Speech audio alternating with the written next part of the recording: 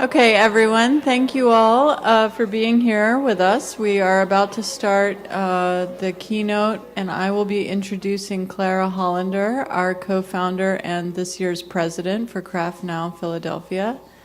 I didn't prepare something official. Clara needs no introduction. She works very hard for the organization. This is we are here in part due to her vision, and I thank her from the bottom of my heart for bringing us all together here and for her support not only of me but of all of you and all of the organizations across the city, and knowing that together we can form a very strong alliance. So Clara will be introducing Abraham. Thank you so much, Clara.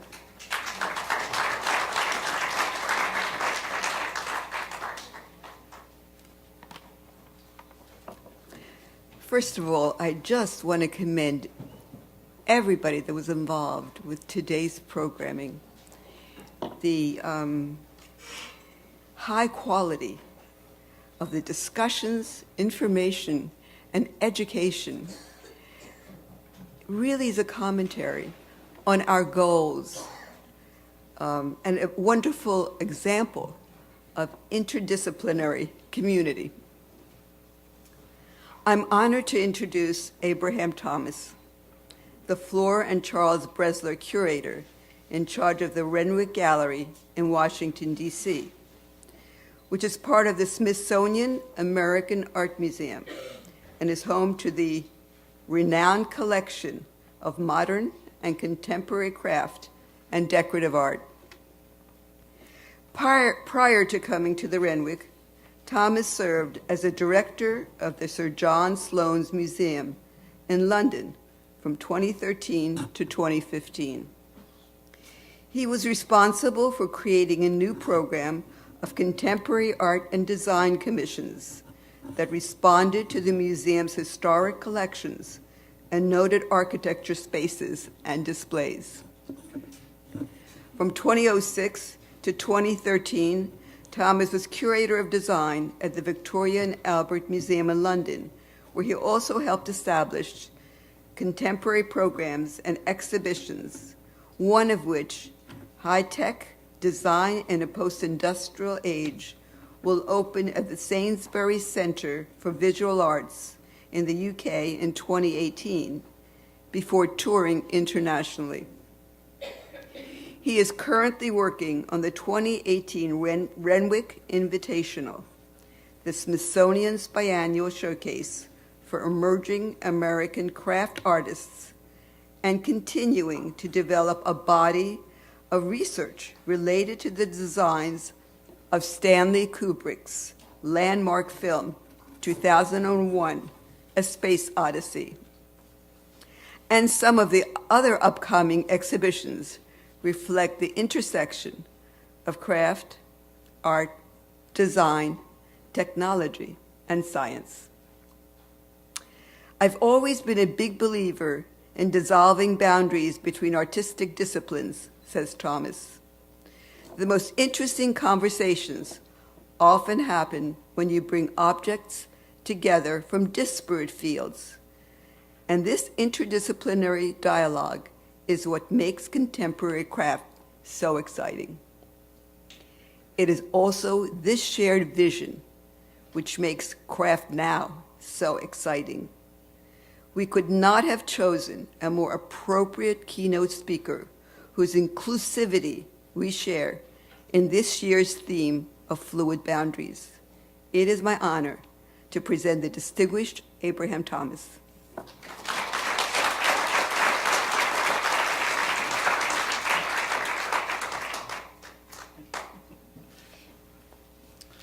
Well, thank you for that wonderful introduction.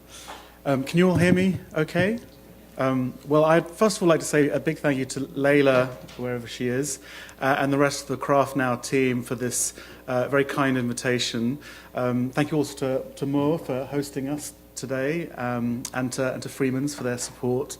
It's been a real inspiring afternoon. I have been to Philadelphia a couple of times before.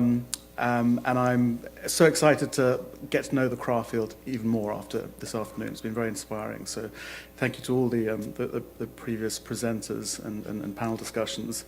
So when Layla had initially asked me to do the keynote presentation, I thought to myself, this is a sort of perfect subject for me because, as you heard in the introduction, this idea of interdisciplinarity has really been the kind of the life force of my curatorial career. I mean, it probably stems from the fact that I didn't have a conventional route into museums. I did computer science as my degree and worked in IT for a couple of years before starting at the V&A. So I've always had this slightly naive outsider's point of view when it comes to the questions we can ask and the way we can probe these interrelationships.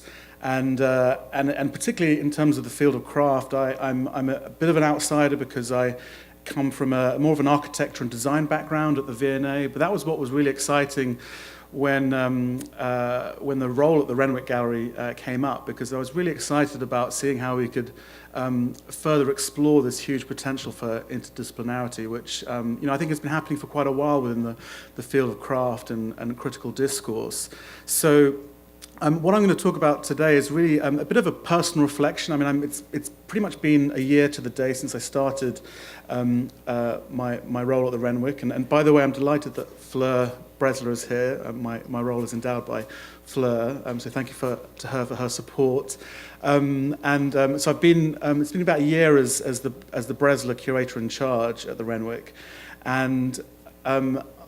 So this talk will really be a bit of a combination of a personal reflection on my own thoughts and insights into this theme of interdisciplinarity within craft. And one of the things that really drive me with the role at the Renwick is this idea of questioning where we can find the presence of craft in other disciplines. You're looking at these broader questions of skilled workmanship beyond perhaps more traditional notions of studio craft.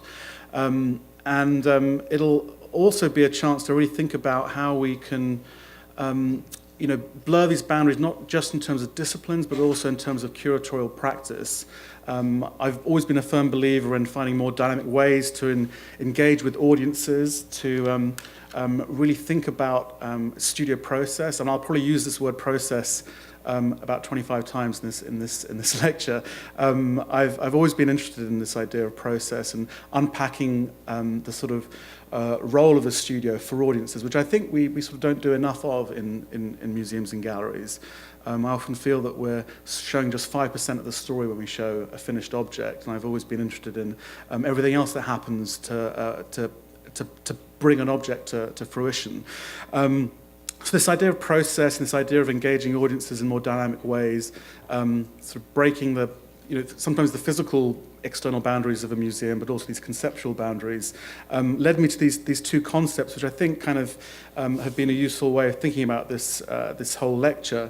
This idea of studio and stage. On the left, we have June Schwartz working away in her studio, and I'm sure some of you will have come to see our June Schwartz exhibition at the Renwick, which closed just a couple of months ago.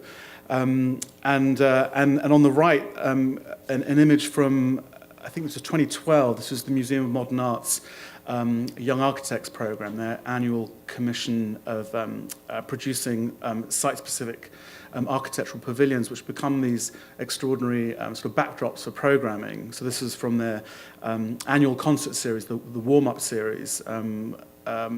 And it's been a really interesting way of thinking about how we can engage with these audiences in different ways. So these are just two ways I've been thinking about this theme of blurring boundaries and finding these fluid boundaries in terms of how we connect audiences to the collection in a different way, connecting audiences to artists in a different way by, for example, unpacking the studio process.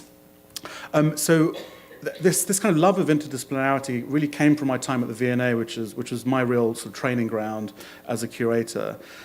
I was working particularly in the design drawings collection, which is an extremely broad collection, ranging from drawings from the Renaissance to the present day and across architecture, sculpture, furniture, ceramics, glass, you name it. It was really kind of the engine room of the museum, and And as I alluded to earlier on, it was kind of a really important place where we could sort of tell those other stories of making beyond the final object. So just here, to give you an example of some of the drawings that I used to work with, on the left, a late 19th century drawing by William Morris and Philip Webb for Webb's Red House, which he designed for Morris. And on the right, a concept design for a car from the early 90s by IAD and Associates. And what I love about design drawings is that the way they bring to life the kind of conversations and dialogues that happen within the studio. So, for example, on the left with the Red House drawing, you can see annotations which not only describe kind of discussions and negotiations about Webb's design of the Red House for Morris, but there's also, they almost act as legal documents because they state certain contractual obligations and the costs of certain materials. And they're signed, so they're literally legal contract documents, as well as being these very informative design drawings. And on the right, you can see little sort of annotations of suggestions of how to modify the design. So as well as the drawings themselves, other ways in which we talked about design process and brought this to life for audiences was through a large collection of maquettes and mock-ups and prototypes. And just including one example here, this is a positive mold for Joris Laman's bone chairs.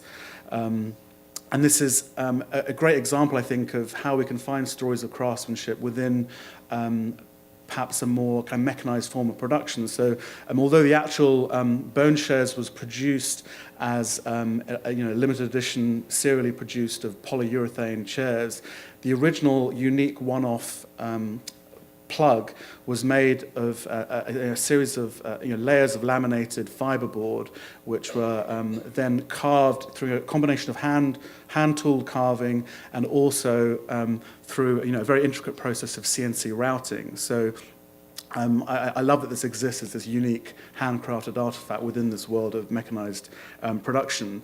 And if you want to learn more about the way in which Laman uses prototypes and maquettes, the Cooper Hewitt, our sister Smithsonian Museum up in New York, have just, I think, quite recently opened this exhibition on Laman's studio process. And there's a little peek into the exhibition in the bottom right there. And top right, you can see a little sort of insight into the Laman studio. An exhibition where I kind of really had a chance to implement these ideas of, opening up the studio process to audiences at the V&A was this exhibition I worked on in 2012 on the work of Thomas Heatherwick in his studio. Some of you may know the new London bus, which he designed a couple of years ago. You can see a little sort of a slice of the back of the bus, actually, in the back of this image of the exhibition shot. He also designed the Olympic Cauldron that same summer for the London 2012 Olympics. So when I worked on this exhibition, one of the things I was really fascinated with was the idea that even though this was an exhibition nominally about architecture and design, in my mind it was really an exhibition about making, and that was really because of the attitude of the studio, the way in which they made the workshop sort of literally physically central to the way the studio is laid out, and there's an amazing sense of material innovation and experimentation with the way they create prototypes and models and maquettes.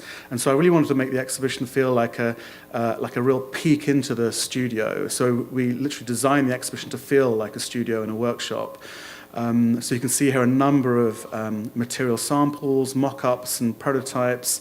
In my mind, the object that I was most proud of being able to include was probably the sort of least pretty object in the exhibition. So this was this object here, which is a 4,500 pound steel die, which we transported from China at great expense from this factory, which is the largest factory capable of aluminium extrusion. And it produces these beautiful, there's a better image coming up later on, these beautiful aluminium extruded benches, which, like a piece of toothpaste, they just come out as a solid piece of aluminium, and then they're sort of brushed and polished.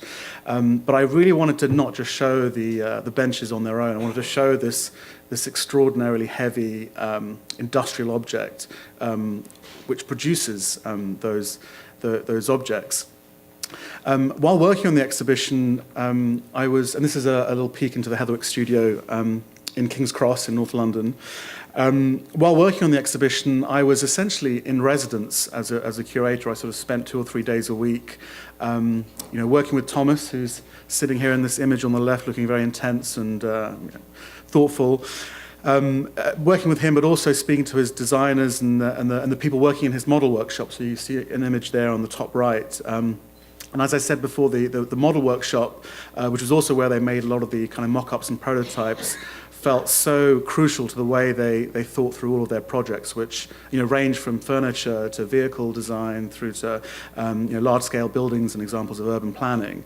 And I think that experience of being in this studio, which kind of felt like a bit of a cabinet of curiosities, you can sort of see through this image, it's sort of the studio is filled with not just objects and prototypes, but also curious objects which just inspire Thomas and the rest of his design team. And so that's why we designed the exhibition the way it was. And you can see another image here in the bottom right. We wanted each object to really tell its own story. We wanted to include the sort of very informal, ephemeral material which Thomas never imagined we'd ever include in the exhibition.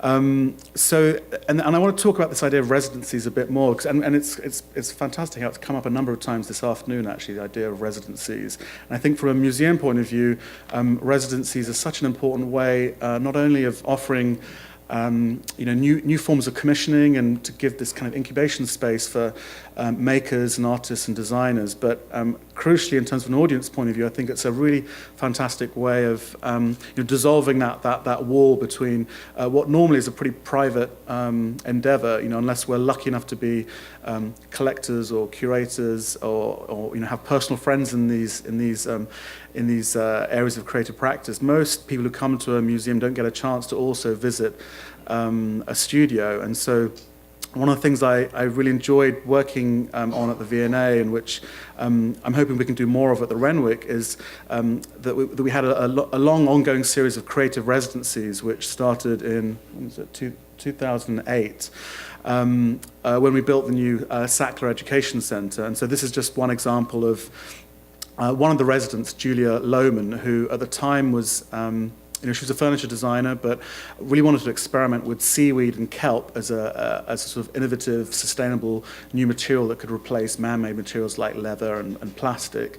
And what was really extraordinary was seeing how that engagement that audiences had with the makers really created a new appreciation and a sense of understanding of their broader work. And so the artists and designers and makers who were in residence were encouraged to have regular drop-in sessions.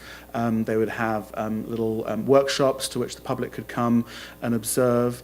And it really allowed us as curators to learn more about our collection because of having that kind of everyday contact with makers in these temporary studios that they were setting up within the museum. When the new ceramics galleries opened at the V&A, we also opened a series of, I think it was 2 or maybe 3 ceramic studios with full capability clay workshops, which were literally embedded in the ceramics galleries. So what was wonderful was that you could have visitors walking through the ceramics galleries with their encyclopedic collections, and then literally through this glass wall that you see, they could observe ceramic production happening. So the top right, this was one of the ceramics residents that we had that I worked with, Michelle Erickson, who I'm sure many of you will know, I think based just outside Williamsburg. Also what was nice was that as well as having contemporary residencies and contemporary studios, we reassembled Lucy Ree's studio. And a lot of Lucy Ree's studio elements and other artifacts had come to us through a bequest. And so when we opened the new ceramics galleries, we recreated that studio. So it was rather nice to have a kind of a historical contextual look at ceramic production and to have these contemporary examples. one of my favorite things about the ceramics galleries was the ability to have this connection between historical objects and a contemporary material, and also to have objects like this, which was a really curious object. It's known as a waster. It's essentially this was a stack of Delftware plates where the stack had collapsed during firing. And had been literally dumped in the river by the workshop, and so this was excavated from this riverbed. And it kind of, on the one hand, becomes this really interesting insight into production at that time in the the mid-17th century, but also feels like a very contemporary piece of work. And arriving at the Renwick and getting to know Stephen Young Lee's work, I couldn't help but think of this memory of this Delftware waster, which we had in the ceramics galleries. And I've always loved Stephen's approach to form making through these these ruptures and these foldings, which originated with some form of accident within the kiln, but then became part of his aesthetic. And it's been great to see this. I haven't had a chance to see this exhibition myself yet, but I know that MAD in New York have just opened this exhibition called Studio Views, which is taking this idea of residencies forward and embedding them within the temporary exhibition program. So I believe they've taken a number of makers who have had previous residencies within MAD's ongoing program of residencies, and they've inserted them into a number of the galleries. So visitors to the museum can observe and interact with this work happening live within the museum spaces. Another area, I think, which offers huge potential in terms of both engaging with audiences in dynamic ways, but also in terms of creating new forms of commissioning for artists, are these sort of after-hours programs. And at the V&A, we had an ongoing series called Friday Lates. It's coming up to almost 20 years of the program now. But on the one hand, they were a really important way of developing new audiences. We would have much younger crowds coming to these events. We'd have 6,000 to 7,000 people on one evening. But what was really intriguing about these events was that they happened every month. I think it was the last Friday of every month.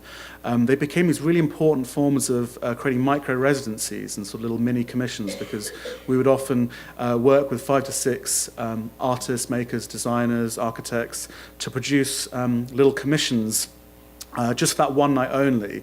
So it was a great chance to get to know contemporary work in a much broader way.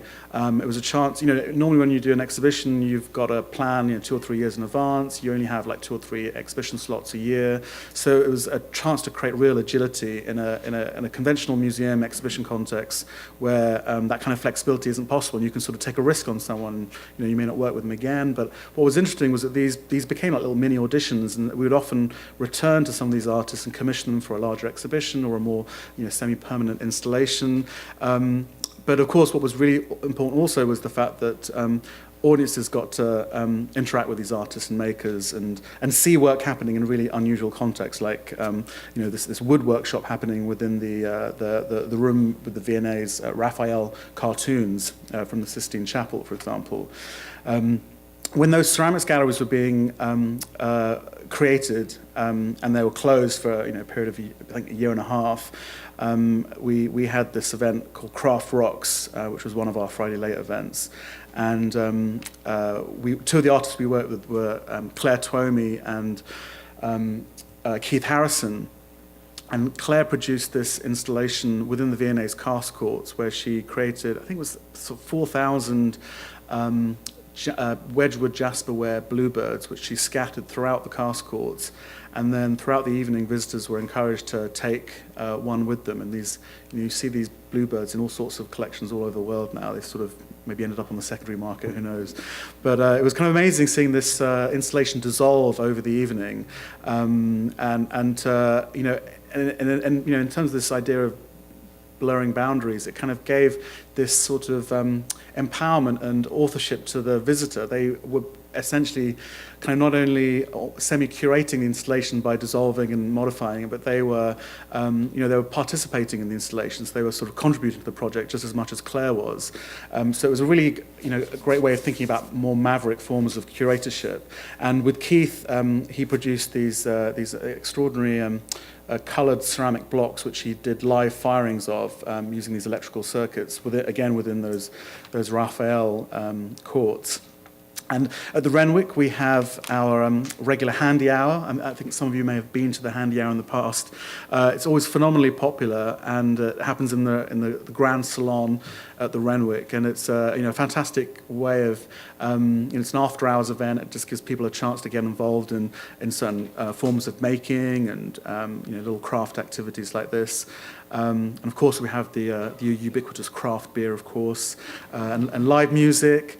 And it's and again, like the Friday Late program, it's been for the Renwick, it's been a really important way of developing new audiences. One of the most important ways at the Renwick that we developed new audiences was through the Wonder exhibition, which came after a period of about 2 years of renovation, and this was a real game changer for us because it really allowed us to think about how we present examples of craft and skilled workmanship in a different way. This was moving away from a sort of plinth-based methodology of presenting objects. In my mind, when I saw this exhibition, it really felt like the building was also one of the heroes of the exhibition. It was almost like the 10th artist after the 9 that we'd invited to create these site-specific commissions. And I remember Nicholas Bell, my predecessor, telling me that it was that moment when they were preparing for the renovation, they'd emptied the whole building, and he walked around the galleries, and it was then that he had that sort of aha moment of thinking, let's create an exhibition where we can just invite artists, makers to occupy these spaces and really respond to the architecture of the building. But it was hugely popular. I think it was roughly just under 800,000 visitors in roughly 6-7 months. It was a huge increase in visitors for us, and so it's really important for us to continue that momentum and to continue that sort of form of commissioning and how to really encourage that direct engagement with materiality and making. Another thing which was really transformative for us was the social media impact. In my mind, I think it has its pros and cons. In my mind, I'm still a fairly traditional curator. I want the primary experience to be the object and for people to really enjoy that rather than just snapping a photo and then walking away. But at the same time, I think what social media channels like Instagram can offer is this opportunity to create dialogue with visitors in a way that we couldn't in the past. You can sort of facilitate conversations between the institution and the curator with those audiences that happen in this wonderfully open framework in a way that it's very hard to achieve otherwise. And so I forget I don't actually know whose idea it was originally, but it might have been Nicholas's. But we had this very simple decision that we made at the time. This is before I joined, obviously. This was when Nicholas was curator in charge. But instead of having signs which said, I think it was something like photography allowed or photography permitted. So it's kind of like a bit of a passive-aggressive, well, you can take a photo if you want, but we'd rather you didn't. Instead, we just had simple signs that said photography encouraged. And it just became this perfect moment of people adopting things like Instagram to share their own reflections and ideas about the exhibition. And of course, it also drove up the physical visitorship as well. One of the the really exciting parts of the Wonder exhibition was the installation in the Grand Salon where we had Janet Eckelman's Renwick 1.8, and it was such a change from the years previously where for decades and during William Corcoran's time when that was his collection, it was hung with salon style paintings. This really allowed us to think about that space as this very flexible kind of blank canvas, and so it kind of offered a scale of commissioning which hadn't been possible before, but it was also a chance to see how audiences could interact within that space in ways that they couldn't normally. And so we've tried to continue that momentum with what we hope will be an ongoing series of commissions within the space. So we were approached during the Wonder exhibition by a curatorial colleague, Helen Bechtel, who came up with this idea of continuing this idea of the commissions within Wonder, but inviting architects who really thought about making and craftsmanship as the heart of their creative practice to submit concepts and ideas for the Grand Salon. So the name of the competition was Above the Renwick, because amongst other reasons, for practical reasons, it's an important rental space which creates revenue for the museum. So it had to be a fairly light touch affair, and so they were encouraged to look at how the spaces above the Grand Salon could be occupied. And so we ran a small design competition, and the winners were this emerging practice called Freeland Buck, who created a series of illusionistic ceilings within the Grand Salon. And each of the 9 ceilings was based on an actual iconic piece of American architecture. A lot of their research is based on this idea of how you can build a drawing. So they've always been interested in this idea of representation within drawing, but how can you actually craft and fabricate a drawing? And so what they did was they took these 9 ceilings and created a very specific drawing of that ceiling from an off-center viewpoint, and then they rendered these ceilings essentially in these layers of they appear like fabric, but it's essentially a sort of Tyvek type material. It's a sort of synthetic fabric, which they CNC cut to create these wonderful sort of layers of lattice work. And then when you stand at certain points under these ceilings, you get that sort of trompe l'oeil illusionistic effect of volume, where the volume doesn't actually exist. So it's sort of following from those traditions of Renaissance and Baroque architecture, where painting and sculpture come together to create these wonderful moments of illusion. One of the most rewarding things of this project was, there were sort of two really rewarding things. One was the idea of being able to invite architects and designers to have that freedom to create in a way that isn't normally possible in a commercial context. So working at full scale, but at a sort of modest scale, and using much more direct engagement with materials, and bringing out that kind of craft story within their architectural work was really special for them. And I found with a number of projects like this that I've worked on in the past, that being able to commission, to be able to offer, to create an invitation like this, gives architects a chance to test out ideas and to experiment in ways that they wouldn't normally be able to. And you can see those sort of experiments come to fruition later on on larger building projects. And the other thing that I found really rewarding about the project was that allowing the public to observe the construction of this piece, and we'd often have visitors coming and wondering what was happening in the Grand Salon, and we wanted to create a film which showed the sort of work in progress of the installation, and it was a rare chance to sort of talk about the kind of craftsmanship behind the creation of architectural projects like this. Thank you. In terms of this idea of the presence of craft within other disciplines, I wanted to talk a little bit about the relationship between craft and architecture, which I think has become a really pressing area of discourse within the architectural field. Actually, you see a lot of architectural curators and historians and architects themselves looking to the way in which the craft field has evolved, and these questions that we're often asking ourselves within the craft field. And this idea of being able to work at full scale has been extremely useful for a lot of architects. As I said before, because of this idea of material engagement. It was great to see this. I didn't see this exhibition, but it was really great to read about this show, which opened at the San Francisco Museum of Craft and Design, on architectural pavilions, where they looked at a number of previous examples of architects working at this sort of full scale, but a modest scale, and being able to have that kind of freedom to experiment with materials which wouldn't normally be possible on larger projects.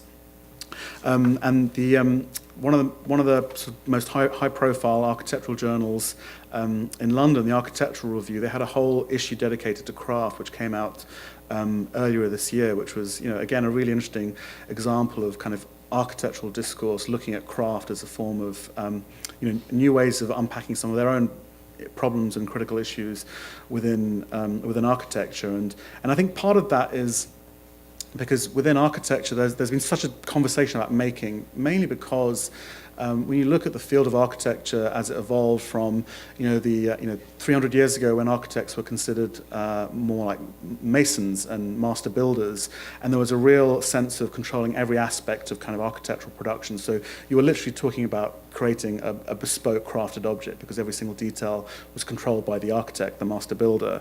Whereas in the sort of early to late 19th century, you start to see a growing professionalization of architecture where you start to see things being outsourced essentially. So we have a situation in the last 20, 30 years where very few architects get involved with details like handrails and doorknobs and stair treads, and perhaps that value of skilled making, craftsmanship has perhaps died down a little bit within the architectural world.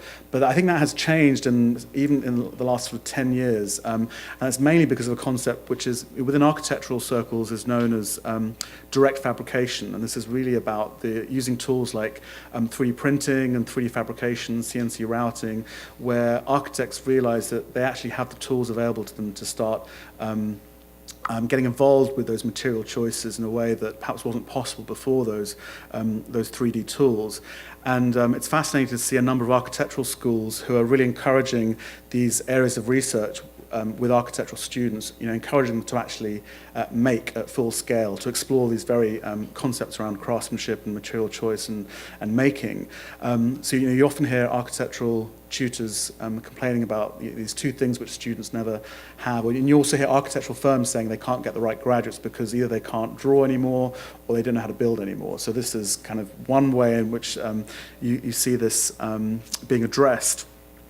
The Architectural Association, one of the sort of very important architectural schools in London, they have this entire off-site facility in Dorset called in southwest England called Hook Park, which has been, I think, been going since the 1970s, and it's an elective unit, so students in groups of 20 to 25 can go down and spend a couple of months doing nothing but making at full scale. And there's a fully equipped workshop, and they spend their time creating these rather wonderful structures and experimental pavilions within the woods around Hook Park, again being completely freed from those usual conventions that are associated with architectural design. But it's been so interesting seeing how these types of experimental projects, which then also lead to temporary pavilions in London. So during the summer show for the Architectural Association every year, there's usually a pavilion that's built from that design and make unit, and it's presented in Bedford Square, just outside the architectural school. And it's been amazing seeing how these experiments with materials and craftsmanship are starting to have their presence felt on much larger building projects. So architects graduating from programs like this have a much more nuanced idea about making and material choice, and you can see them thinking about these ideas within their conventional facades and other kind of structural details within their buildings. There was a similar project which I had worked on while at the V&A from 2010. This was an exhibition called One-to-One, Architects Build Small Spaces. And this was a chance to take that idea of full-scale making, but to insert it within a museum context and to find relationships within the historical collections. And so the concept of the exhibition was that we invited 7 architects from countries as diverse as Norway, Japan, Brazil, one American practice, Rural Studio, which you can see here on the right, who are part of the architectural school at Auburn University. And we inserted these full-scale pavilions in various parts of the museum. So, for example, Teranobu Fujimori's tea house we placed next to this 17th century French staircase. There was a wonderful dialogue between that sort of traditional charred exterior of the Japanese tea house with those weathered timbers of the staircase. And similar to what we found with the Parallax Gap project at the Renwick in the Grand Salon, we really wanted to encourage visitors to observe these stages of construction to really feel like the preparation for the exhibition was just as much part of the exhibition as the finished object. So going back to this idea of, trying to do more than just showing that 5% of the finished object, but show everything else, that the journey that leads up to that final object. We worked with an architectural practice from India called Studio Mumbai, and they produced this pavilion within the cast courts, the same space as Claire Twomey's Jasperware Bluebirds. And what was fascinating here was that they constructed the entire thing off-site in India at their workshop in Mumbai, and then reassembled it all again in situ at the V&A with the same craftsmen that they'd worked with in India. So this team of 20 craftsmen came over and assembled a lot of this on-site, and again observed by the audiences at the V&A. So it was a real chance to kind of talk about architecture in a material way that was beyond the usual discourse around architecture, which is usually defined by drawings and models and other sort of mediated forms of explaining architectural space. Because it's usually the thing that's missing is the actual building from a conventional architectural exhibition. So this is a chance to sort of balance that. And there have been many other great examples of museums and galleries having these regular pavilion programs. Serpentine Gallery is probably one of the most famous examples. I think it's coming up to the 16th year of their annual pavilion program, and these are usually they usually open in June and run through to October or November. This is this year's pavilion by Francis Kerry, who's an architect based in Berlin and Burkina Faso, which is his native country. And this has been a very popular pavilion. It's been a chance to sort of look at traditional forms of African craftsmanship, but applied to this very contemporary context.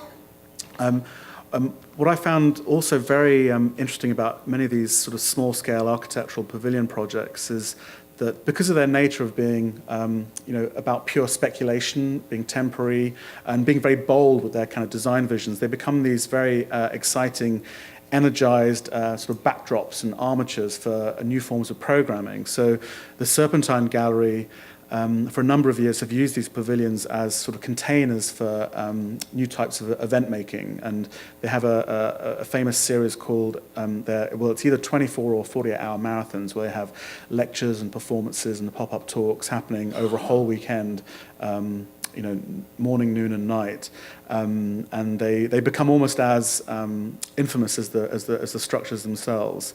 And again, it's really interesting for me thinking about how, by commissioning new forms of work, we can actually innovate the way in which we create public programming and engage with audiences. So I mentioned briefly in that, I think the second slide, the Museum of Modern Art's Young Architects program, which takes place at their Queen's campus, PS1. And this also, like the Serpentine Gallery program, has been going for almost 20 years. The Young Architects program, rather like our project at the Renwick Gallery, involves a small competition, and they select a winner to create a temporary structure, which is sited outside PS1. And they range from structures like this, which was the 2012 project entitled Wendy, to slightly more ephemeral structures like this. This was a project entitled, I think, Weaving the Courtyard. Here, another example. So and often you'll see that the power in these structures, these commissions, comes with a very singular choice of material. So it'll often be just one material that's then kind of experimented with and taken to the nth degree through repetition of form or kind of modularity, like you see here.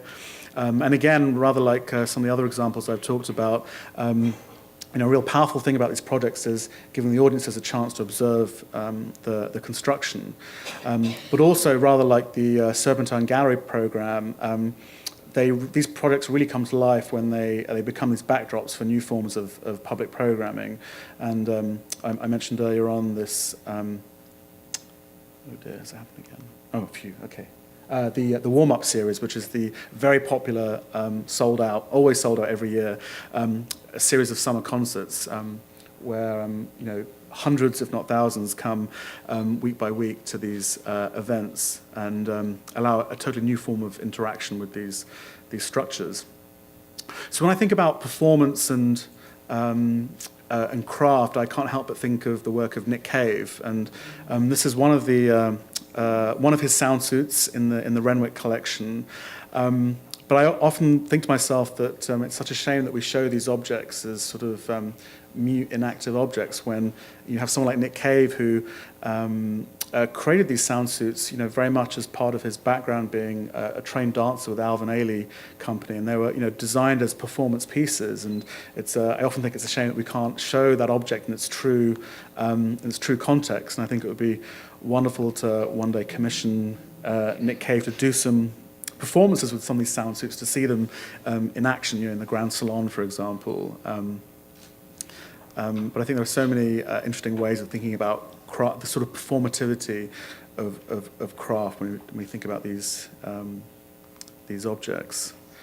And when I think about craft and performance, I also can't help but think of Yun Kaneko's designs for the opera, for the Magic Flute, and Madame Butterfly. And it seems that craft is sort of the perfect bedfellow for opera, because opera is such a wonderfully kind of integrated, broad series of examples of artistic intervention and design, whether it's set design or costume or props.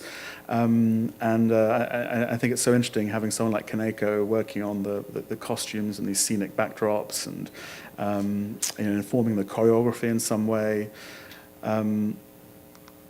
And of course, when we think of fashion, there's a huge amount of this notion of performance. I'm showing you here an example of one item which relates to this from the Renwick collection. This is a quilted coat by the fashion designer Jeff Garner. And similarly to the Nick Cave sound suits, they're these amazingly crafted objects with extraordinary levels of detail, of embroidery and collage, and with this particular piece drawing upon traditions of quilt making. But I often wonder, it would be amazing if we could sort of activate these objects in some way and have, sort of catwalk presentations through the galleries to see sort of craft in action, as it were. And when you think more broadly about this sort of these links between fashion and craft, you can't not talk about designers like Vivienne Westwood and Alexander McQueen, who have become so well known for their approach to craftsmanship and the sort of investment in time and skill they take for some of their catwalk creations. And McQueen in particular was well known for his sort of the way in which he drew upon traditions of craftsmanship, whether that was embroidery or other forms of textile work. And these were huge levels of investment. And when I think about that whole body of work that I talked about earlier, this idea of commissioning architects, giving them a freedom to find material engagement in a way that's not normally possible on building projects, I see a real relationship to the world of haute couture, where you see a similar model being applied, where with designers like McQueen or Vivienne Westwood, they invest so much in the couture collections purely as a form of speculative experimentation, where they know off the bat that they are investing huge amounts of money in those presentations, and they're not really designed for practical use. But you'll see perhaps in 5 or 10 years' time that sort of diffusion of those ideas applied to a ready-to-wear sort of street range, and it's very similar in the world of these architectural pavilions, whether it's MoMA's PS1 project or the Serpentine Gallery, or hopefully with us at the Renwick, where we can be these commissioners to sort of allow these forms of free expression and experimentation, which hopefully will then inform their more conventional building projects later on. So I always find it interesting looking at these comparisons with couture and these sort of experimental forms of architecture. Issey Miyake is also someone that always comes to mind when I think of fashion and craftsmanship, because of his the huge attention to detail and the experimentation with material, especially with his very famous Pleats Please collections, where he these were amazing forms of engineering in a way to sort of find a fabric that could fold and unfold at will like this, and maintain their shape. And you see such a sort of relationship to architecture, in fact. And designers like Miyake and Rei Kawakubo of Comme des Garçons fame, both very well known for their sort of inspiration from architecture and engineering and construction and the way in which they created these outfits. Now, an exhibition of the V&A which really first opened my eyes to this idea of kind of broad stories of skilled workmanship was this exhibition, The Power of Making, which was from 2011, where the curator, Daniel Charney, really thought about thinking about craftsmanship in terms of as broad a context as possible, whether it was the context of science and technology or robotics, vehicle design, sports equipment. Really looking at these rather hidden narratives of skilled making. And we've certainly been attempting to do something similar at the Renwick Gallery, and my colleague Nora Atkinson has been doing a fantastic job looking at these more quirky stories of craftsmanship and these sort of hidden stories of making. So just a couple of weeks ago, we opened 2 exhibitions at the Renwick Gallery.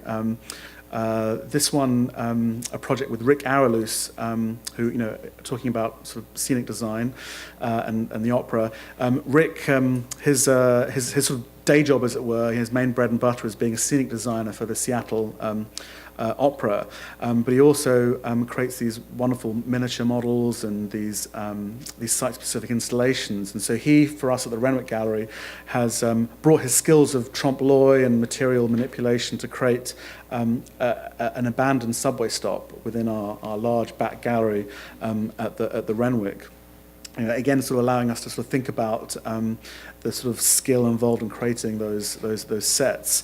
And alongside the Rick Araloos installation, we have this macabre, very quirky exhibition called Francis Glessner Lee and the Nutshell Studies of Unexplained Death.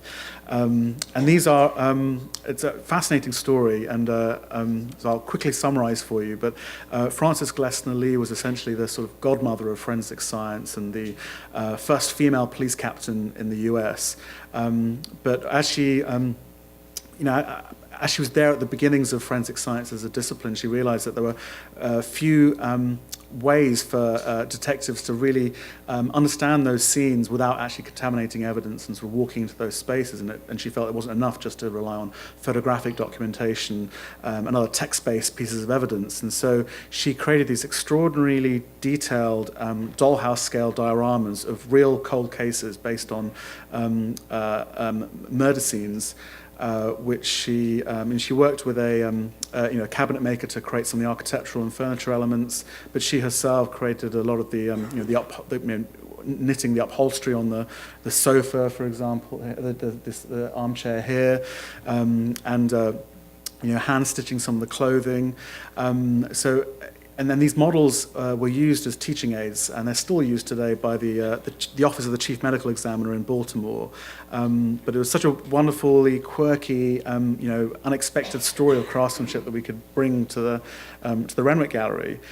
And when I think about projects like Nutshells and Rick Araloos, this idea of sort of set building and theatricality, I can't help but think of Dennis Marr's work, the Fargo House project. I don't know if any of you have been to this project in Buffalo, New York, but actually some of it reminds me a lot of Robin and Brian's work, actually, in terms of this idea of accretions and layers. He acquired this house in 2009. It was an abandoned house in Buffalo. And it's an ongoing project, and over a number of years he gradually manipulated all the surfaces and structures of the house, removing layers, creating these miniature excavations into the surfaces and the floors and the ceilings of the house, and then he also created these layers of accretion as well, and sort of accumulating these discarded objects and examples of found material. And so even though it's within this sort of fine art conceptual installation context, in my mind this really speaks to this idea of architecture as a kind of bespoke crafted object, because it's so much about the material engagement and about kind of conceptually revealing these layers and sort of these constant cycles of making and unmaking, and it creates this wonderful sort of Wunderkammer of material culture. And as you probably heard from the introduction, I'm a bit of a film buff, and so I'm often thinking about stories of craftsmanship within the context of filmmaking. And there are, obviously with the advent of CGI and animation, you see less and less of kind of physical, full-scale building when it comes to sets. But there are a couple of notable examples. Christopher Nolan, for example, is very famous for still using physical sets. But perhaps a more quirky example is Wes Anderson, whose work I'm a huge fan of. In fact, the Power of Making exhibition at the V&A that I mentioned, one of the exhibits was one of his claymation models from his version of Fantastic Mr. Fox, if any of you have seen that. But I wanted to include this example of his film, which was from a few years earlier, The Life Aquatic with Bill Murray. I'm sure some of you have seen this film. But I love the fact that for the one of the key characters in the film is this exploration ship, and he created this this ship at full scale within the studio and created this cut through so that the camera on its sort of dolly and its track could go through each of the rooms physically. But it was this huge undertaking in terms of set building and craftsmanship. It's the sort of thing we haven't seen since the sort of golden age of filmmaking. And when I think about sort of set building and models, I also think about the context of sci-fi and fantasy, and here's George Lucas with a whole population of miniature models and props that were all bespoke, handcrafted for the use in his Star Wars movies. And by the way, this is not the first mention of Star Wars or reference to Star Wars today, because did you notice this as well? So in Brian's presentation, Brian, where are you? I don't know if he's still here. You mentioned Skellig, right? Skellig, for those of you who've seen the new sequels, including The Last Jedi, which is coming out soon. I really am a film geek. It was all the Jedi Temple is set on Skellig, isn't it? And I was wondering. And I checked my phone just during your talk, and so this is not the first reference to Star Wars, but I love that within that kind of particularly that this period of sci-fi and fantasy filmmaking during the sort of 60s, 70s, and 80s, there are all these amazing stories of craftsmen working away, creating these illusionistic worlds, and spaceship vehicles like the TIE fighters and what have you. But it's rather sad that with the advent of CGI, you see less of this kind of handcrafted workmanship happening on these film sets. And a couple of years ago, I went to there's this amazing museum in Lyon, France. So next time any of you go, you must visit this museum. It's the Museum of Miniatures and Models. So they have like dioramas like Francis's murder scene dioramas, but they also have this amazing collection of film models. And this huge model, it's sort of 12 feet long. This was a model of the spaceship Lewis and Clark, also an exploratory vessel like the one in Wes Anderson's Life Aquatic. But this film, Event Horizon, that this spaceship is taken from, was one of the last films before the advent of CGI where you saw a lot of miniature models being used at scale. So, and it's thankfully saved within this collection in France. But I think it's it's a really interesting area of new scholarship, I think, in craft, to sort of think about these who are the makers behind some of these models. Were they coming from traditions of set building within theatre and opera? Were they sculptors? Were they other craft artists from other disciplines? Because that's one of the things I found really interesting, is thinking about the sort of the histories of skill within these sorts of very multidisciplinary ways of making, whether it's models or props or costume within film. And back at the Smithsonian, we have our own recent-ish example of sort of salvage from this world of film miniature models. Colleagues of mine at the Air and Space Museum, spent months working and conserving this original filming model for the iconic USS Enterprise during the original Star Trek series in the 60s. And when I talked to colleagues, including Ariel O'Connor, who's one of our conservators now at the American Art Museum, but she worked on this. It's amazing. And she also worked on those nutshell models as well, did a great job conserving those. But hearing them talk about the kind of work to sort of preserve these models and to understand the original processes of craftsmanship behind these projects was really amazing. And so I want to talk about two two examples of sort of intersections of craft with very different disciplines. And there are many examples of sort of where craft meets science, but one of my favorite examples within the Renwick collection is the work of Eric and Martin Domain, who are a father and son team. Martin, on the right, the father, is an artist in residence at MIT, and his son, Eric, is a professor within the computational mathematics departments at MIT. And their work is primarily focused on the field of computational origami. So they're essentially looking at kind of theories of folding, essentially, and how those theories of folding can be applied to everything from car airbags through to satellite solar arrays for spacecraft, through to areas of molecular biology and how you can fold artificial proteins, for example. So it has an extraordinary range of contexts, this idea of folding. But what they found was that it was actually through the process of making that they could actually solve some of these problems and actually think through this process of how you can efficiently fold materials in certain combinations. And so I find it fascinating that as a sideline of this research, they've created these amazing paper-folded crease-folded structures, and these are three examples that are in our collection. But it just opens up all sorts of possibilities for how we can sort of think further about the intersection between craft and other disciplines such as science. And in the same room as where we have one of the Domain's paper sculptures at the Renwick, we also have the iconic Eames leg splint by Charles and Ray Eames. And I've always found this a fascinating object because it's a great example of the intersection of craft with design. It's a great example of problem solving through material experimentation, but it had this kind of amazing context within the Second World War where the Eames were working for the US Navy and they had access to really groundbreaking plywood research. And solving a pretty simple but very important problem, which was how to avoid further injuries to injured servicemen, where previously using metal splints led to some pretty horrific post-injury complications, and so they decided to use plywood to create these beautifully sinuous sculptural works, which in my mind feel very much in keeping with a sort of craft institution like the Renwick. And on that theme of the sort of military context of craft, as you all know, the GI Bill was a huge contributor to the rise of the studio craft movement in this country.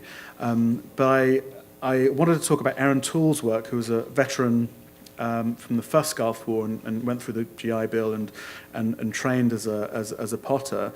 And I want to talk about him and a few other artists in this context of craft and social practice, which I think is such a powerful aspect of the craft scene, the way in which craft is often used for these projects of social engagement and communal engagement. Because I think craft, because of the nature of its sort of engagement with materials and the ideas around labour and skill, and the idea of communal engagement is it's sort of perfect for this context of social practice. And so Aaron Toole creates these cups, which he uses as a form of reflection on his own military experience, and often will create these cups in public contexts, and he will give these cups as gifts, as transactions to it's almost a form of catharsis and a way of dealing with his own PTSD. But I find them sort of fascinating as objects because they become these sort of these devices to create a much wider discussion about issues around society and politics and history. Similarly, another artist I find really thought-provoking is Theaster Gates. And he, again, in terms of talking about backgrounds of skill, I find him really interesting because he, trained in ceramics. He works in the context of architecture, urban planning, community organising, and he, like Aaron Toole and others who are using craft in this way, he's really using craft as a sort of a means to another end, to sort of talk about questions of authorship and skill and labour, and about the value we apply to these objects, and with Theaster Gates in particular, at the core of his work is reflecting on Southside Chicago and sort of urban deprivation in that area, and how he can create these moments of pride and in terms of skilled making and really engaging the community in new ways. And he produces a number of works which create these reflections on some of these social themes. So he's very well known for this series of reclaimed gym floors, essentially, from schools which have been demolished, or gyms that have closed within existing high schools. And he takes these slivers from these used, found gym floors and creates this sort of Mondrian-esque sort of abstract composition.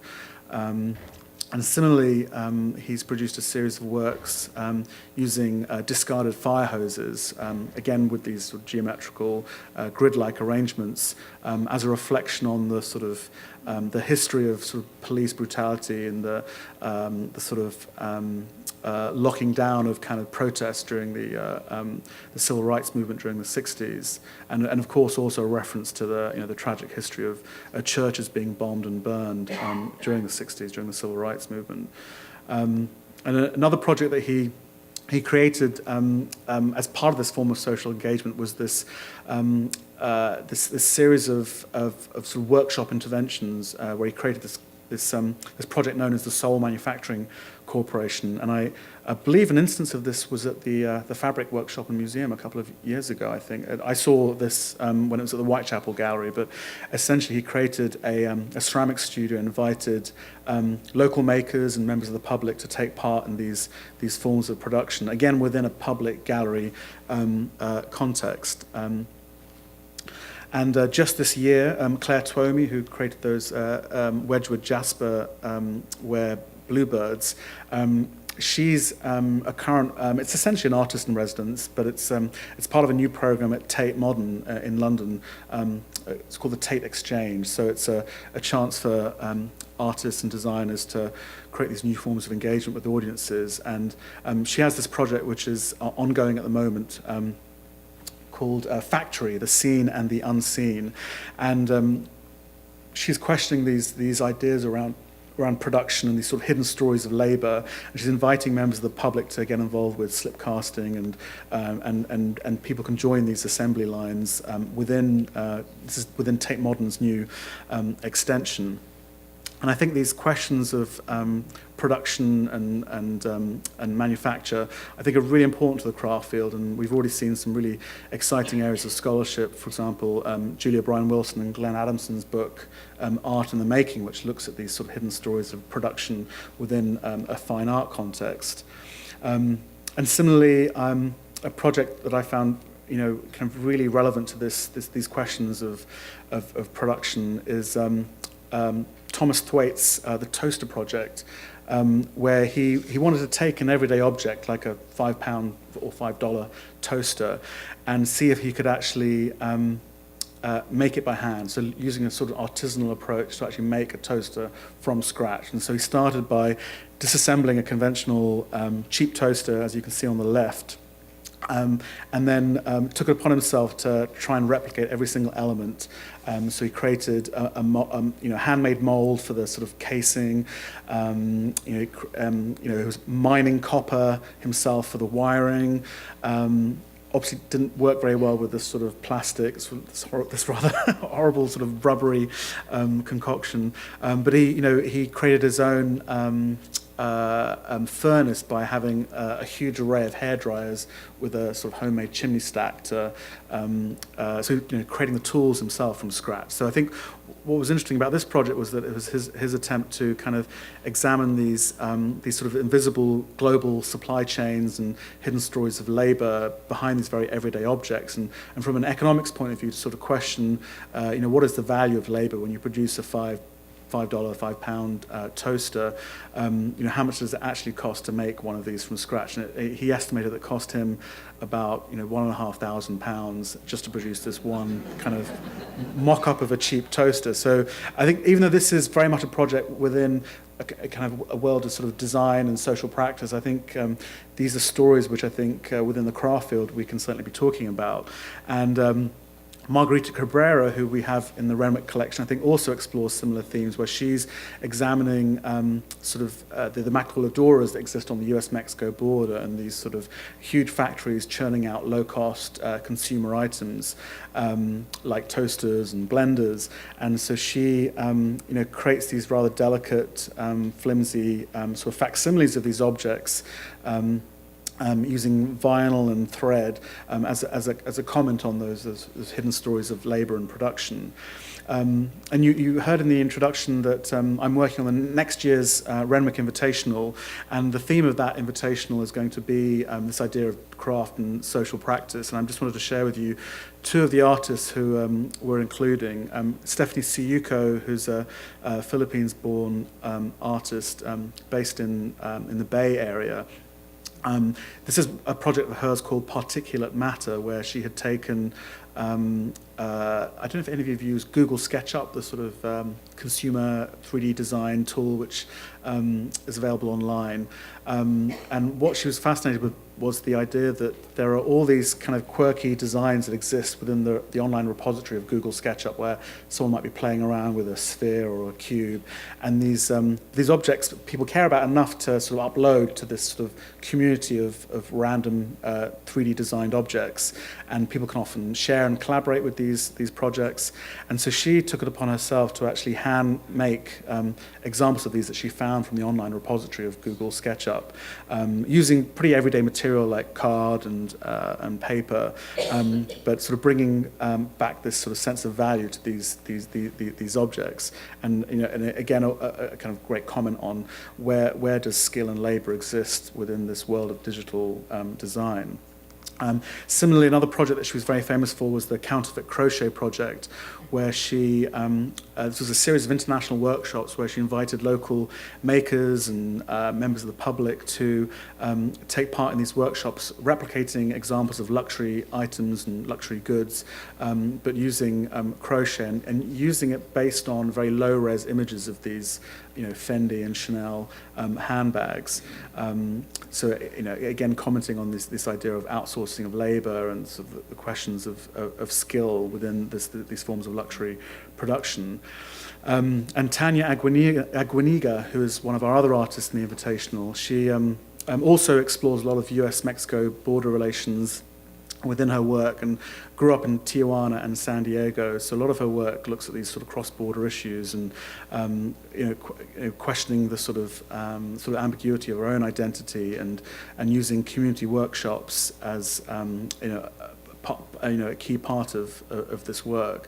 So I think that particularly where we are right now, politically and socially, it seemed like a really important topic to tackle within next year's Renwick Invitational. These are just two artists who I think are really engaging with these issues in an interesting way. So I just wanted to finish by sharing with you some of our upcoming projects, which I think also speak to this idea of fluid boundaries, where we're really trying to look at craft in an expansive way. So my colleague Nora is curating an exhibition for us next spring on the Burning Man Festival. And I've already met someone here today who went to Burning Man this year. In fact, there may be more burners out there in the audience. But this was a chance to really think about the presence of craftsmanship within this extraordinary event, which is Burning Man, where you see a number of site-specific installations and interactives and sculptural work. In fact, Leo Villarreal, who's one of those 9 artists in our Wonder exhibition, he started his career creating interactive installations at Burning Man. This will be, rather like the Wonder exhibition, this will be an entire building takeover. So we're going to deinstall the permanent collection and try and create some semblance of the Burning Man experience within the Renwick, including in the Grand Salon a recreation of one of David Best's temples, which alongside the famous man that burns, there's also a temple which burns, I think, on the following day. So we're not going to be burning anything in the Renwick, don't worry, but we'll be creating this piece of full-scale architecture within the Grand Salon, which will be similar, not identical, but similar to this example of one of his temples. And then finally, an exhibition I'm going to be working on in 2020 is this exhibition, which has working title of Manifestos in Miniature. And as you can tell from my lecture, I'm fascinated with the process and kind of the idea of prototyping and all the other kind of messy hidden stories within making. So I wanted to do an exhibition which looked at the kind of role of maquettes, models, and prototypes, but across a range of disciplines, and to examine those stories of making within those these objects. So everything from models and maquettes for finials and furniture details to small-scale furniture maquettes. Architectural models, dioramas, so looking at kind of the context of models within an educational context, like the nutshell studies.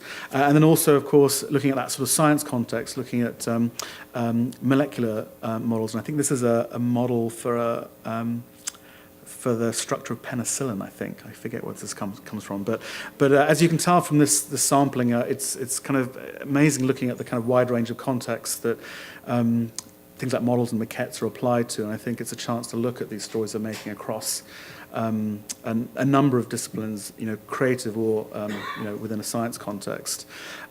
So I hope that's given you a little bit of a sense of where we're going to at the Renwick, and a bit of a reflection on where I've sort of come from and where I find these exciting sort of permeable boundaries within craft and these stories of workmanship. So thank you for your time, and I'm happy to take questions.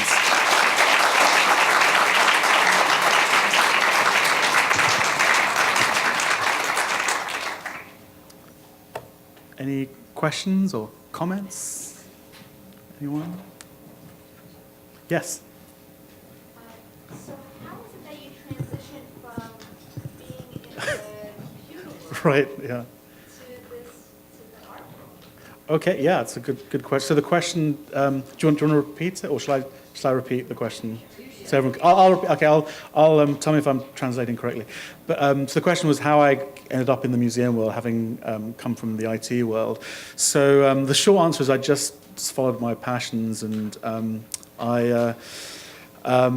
I'll keep the story short, but basically I had parents who were both doctors, so I was never really encouraged to go into museums or into that sort of context, and they were very disappointed when I didn't become a doctor.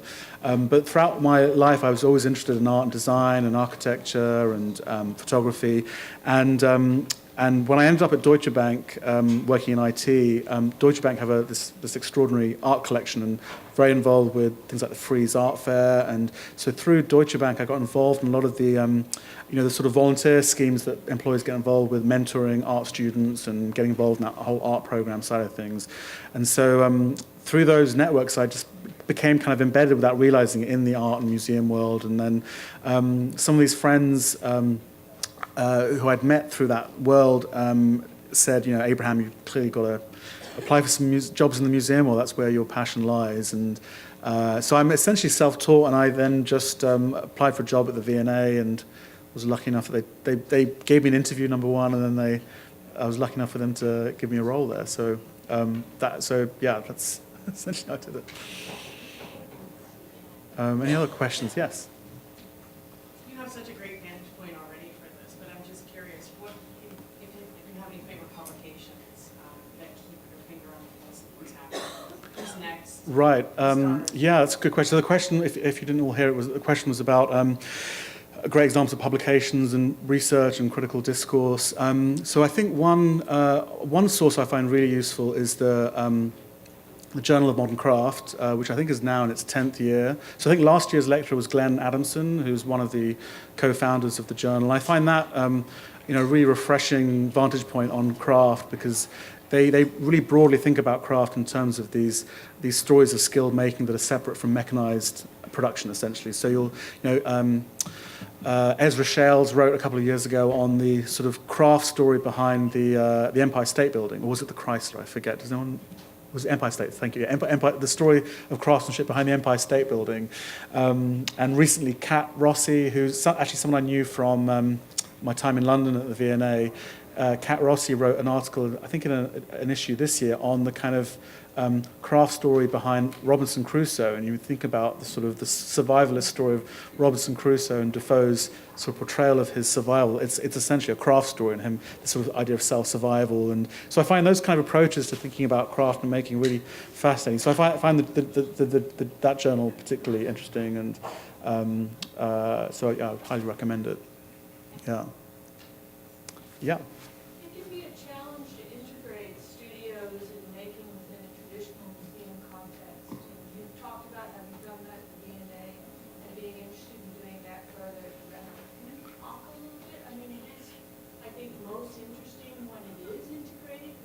Yeah. traditional museum space, but easier to Yeah, you're quite right. So the question was about sort of practicalities of integrating studio practice within a museum, public, gallery context.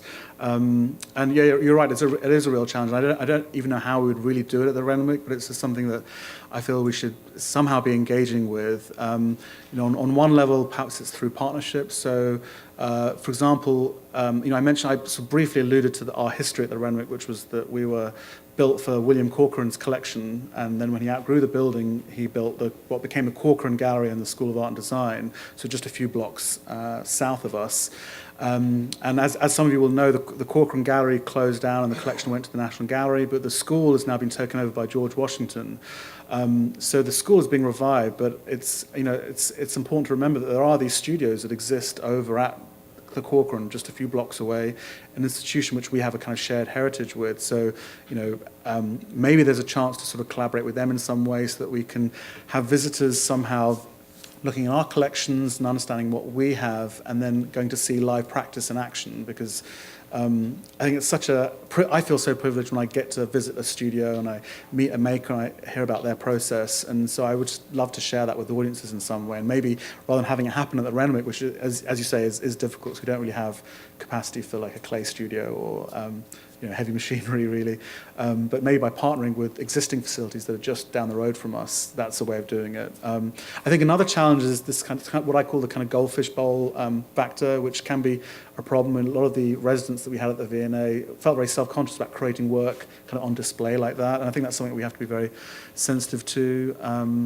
So it is a challenge, and I don't really know what the answer is, what the perfect solution is, but if there's some way in which we can bring to life studio practice and that sort of idea about process for audiences that normally get to see just that final object. They don't get to see that wonderful messy journey that happens and all the decision making that happens before the final object. I would love to achieve that, but and maybe it's through innovative forms of digital interpretation, filmmaking, video.